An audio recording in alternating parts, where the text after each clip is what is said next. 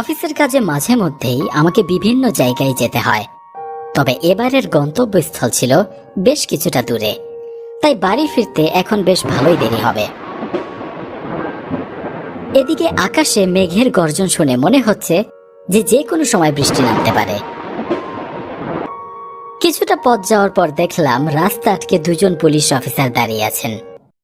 তাদের কাছে গিয়ে রাস্তা আটকানোর কারণ জানতে চাইলে তারা বললেন, সামনের ব্রিজটা দুর্ঘটনার কারণে ভেঙে গিয়েছে, তাই এই পথে কোনোভাবেই যাওয়া যাবে না।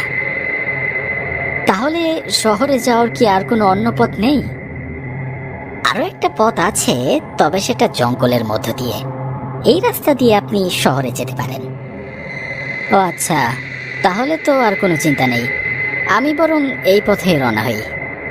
কিন্তু এই দিকটা তো একেবারেই নির্জন, জনবসতি তো দূরের কথা, মানুষের যাতায়াত একেবারেই নেই বললেই চলে।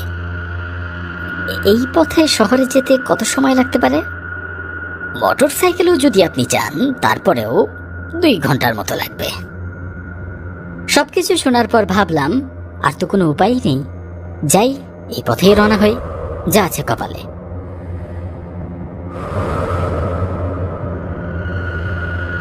একেবারেই নির্জন আর জনশূন্য রাস্তা দিয়ে যেতে কেমন যেন একটু ভয় ভয় করছে। বেশ কিছুটা পথ এভাবেই যাওয়ার পর হঠাৎ করে মোটর সাইকেলের ইঞ্জিন বন্ধ হয়ে গেল। এবার পড়লাম এক ভারী বিপদে। অনেক চেষ্টার পরও কোনোভাবেই মোটর সাইকেল স্টার্ট দিতে পারলাম না। আর এমন একটি জায়গা যেখানে মোবাইলে কোনো নেটওয়ার্কও নেই। এখন এই পথ দিয়ে যদি কোনো গাড়ি আসে, তবে তার কাছে সাহায্য চাইব এই ভেবে রাস্তার পাশে দাঁড়িয়ে আছি। কিন্তু প্রায় আধ ঘন্টা অপেক্ষার পরও কোনো গাড়ি দেখতে পেলাম না। রাস্তার ওপাশে ঝোপঝাড়ের মধ্যে সাইনবোর্ডের মতো কিছু একটা দেখা যাচ্ছে।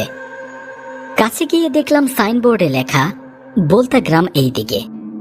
ছোট্ট একটি পথ গাছপালার মধ্য দিয়ে জঙ্গলের গভীরে প্রবেশ করেছে।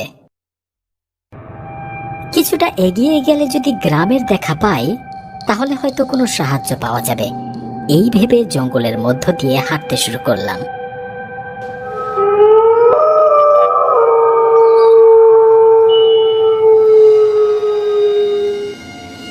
হাঁটতে হাঁটতে ভীষণ ক্লান্ত হয়ে গেছি, কিন্তু এখনো কোনো গ্রামেরই দেখা পেলাম না। অনেকটা পথ হাঁটার পর অবশেষে লোকালয়ে পৌঁছাতে পেরেছি।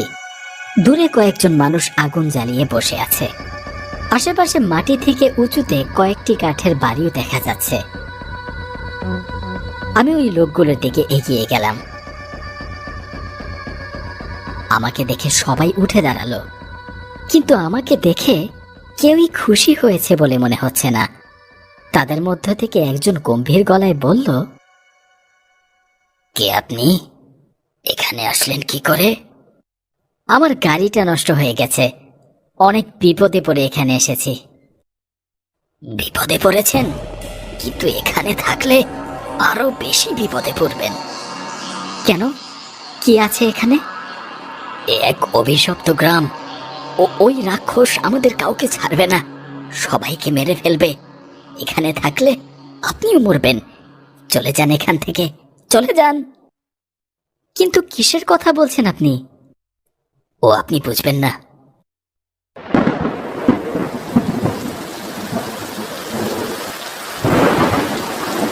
লোকগুলোর সাথে কথা বলতে বলতে বৃষ্টি শুরু হয়ে গেল।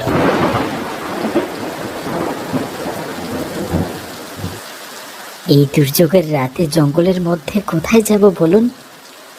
আজকের রাতটা যদি একটু আশ্রয় দিতেন। অনেক বোঝানোর পর অবশেষে লোকটি বলল, ঠিক আছে, তবে আপনার নিজেকেই নিজের রক্ষা করতে হবে। এই রতন, ওনাকে আমাদের বিশ্রামের ঘরে নিয়ে যেত। অনেক ধন্যবাদ আপনাদের।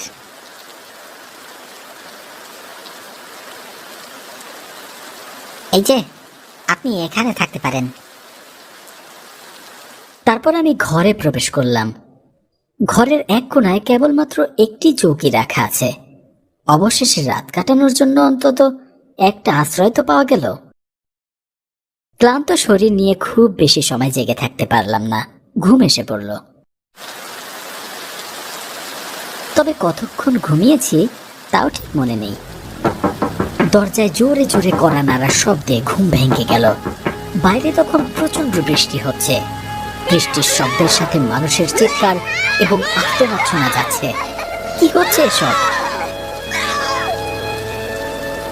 চৌকি থেকে উঠে দরজা খুলে দেখলাম সামনে একজন মানুষ পড়ে আছে। ভয় আর আতঙ্কে আমার সমস্ত শরীর থরথর করে কাঁপছে। কোনো মতে কাঠের সিঁড়ি দিয়ে নিচে নেমে আসলাম। কিন্তু এ কি দেখছি আমি? আশেপাশের সব জায়গায় অসংখ্য মানুষের লাশ ছড়ানো রয়েছে। সবকিছু কেমন যেন দুঃস্বপ্নের মতো হতে লাগলো। হঠাৎ করে পিছন থেকে ভারী গলায় একজন বলে উঠল, কিরে, তুইও কি এদের তলে যোগ দিবি নাকি? আয় তাহলে তোকেও মেরে ফেলি। আমি আমি আর ঠিক থাকতে পারলাম না। মাথাটা কেমন যেন ঘুরে গেল। সঙ্গে সঙ্গে জ্ঞান হারিয়ে মাটিতে পড়ে গেলাম। আর তারপর আর কিছু মনে নেই আমার।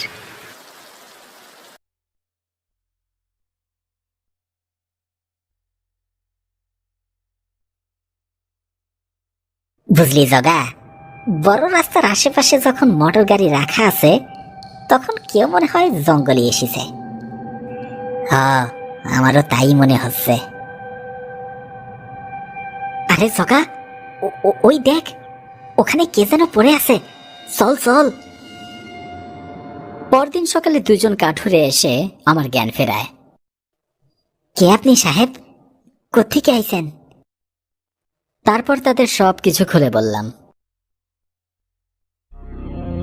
বহু বছর আগে এই জায়গাটি বোলতা গ্রাম ছিল বটে, তবে বসন্ত রোগ পুরো গ্রামটিকে একেবারে শ্মশান বানিয়ে দিয়েছে। তখন থেকে এই জায়গাটিতে আর কেউ থাকে না। আস্তে আস্তে এই জায়গাটি জঙ্গলে পরিণত হয়ে যায়। তবে এখনো মাঝে মধ্যে রাতের বেলায় এখানে মানুষের চিৎকারও শোনা যায়। সবকিছু শোনার পর ওই লোক দুজন আমাকে মোটর সাইকেলের কাছে নিয়ে আসে। তবে অদ্ভুত ব্যাপার হলো, গতকাল রাতে যে মোটর সাইকেল চলছিলই না, তা এখন একবার স্টার্ট দিতেই চলতে শুরু করলো। তাহলে কি হয়েছিল গতকাল রাতে?